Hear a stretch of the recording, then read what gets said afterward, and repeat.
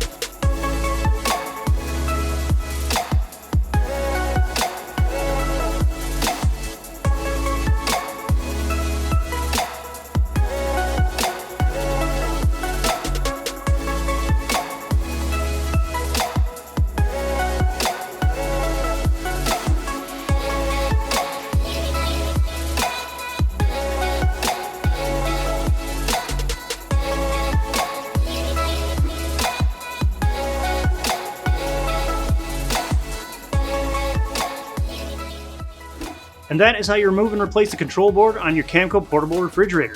Hope this video was helpful.